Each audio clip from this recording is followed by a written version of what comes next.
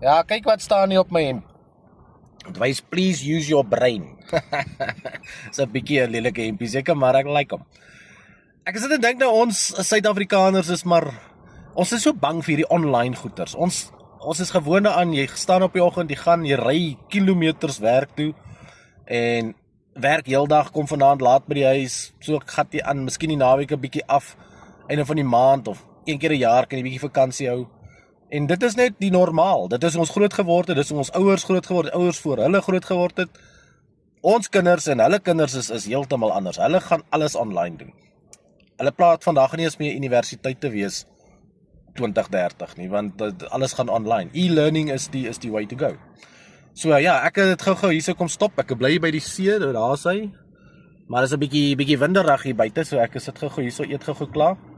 En dan as ek terug gaan huis toe, dan gaan ek gou my video's verder post en kyk wat daar aangaan en dan is ek klaar vir die dag.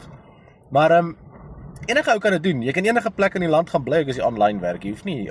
Ek het nou gesit en dink, hoe verduidelike ou dit aan iemand? Want dis nie maklik nie. Daar is soveel mense daar buite wat video's maak en almal is maar basies dieselfde. Ek meen op die einde van die dag, ja, koop hierdie program en jy maak geld. Maar hoe verduidelik ek aan jou?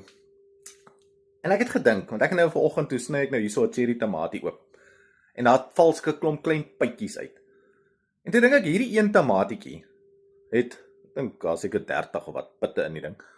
Hy kan 30 plantjies plant. En dan elke een van daai plantjies kan 'n klomp cherry tamaties dra. So dit begin by een dingetjie, een stappie. Daai een tamatietjie kan groei. En as jy die besluit maak om daai een stappie te vat, ja, daai tamatie kan dalk sleg proe en hy's vrot en jy spoeg hom uit en hy's nie lekker nie. Dit gebeur in die lewe, ons almal weet dit. Of daai tamatie kan daai pitte kan groei en jy kan 'n helse klomp tamaties uitkry. Dit is hoe die lewe werk. Party goed is goed, ander is nie goed nie. Maar die potensiaal in hierdie program is soos daai tamatie. Hy is nie vrot nie, dit kan ek jou garandeer. Dis nie 'n vraag is wat se besigheid begin 'n ou. Dit is die groot vraag. En soos jy kan sien, ek het al pizzas getraai. Dit is moeilik. Wat doen 'n ou? En die insetkoste is gewoonlik so baie dat jy moet 'n lening gaan aanvat om 'n redelike goeie ding te kan begin.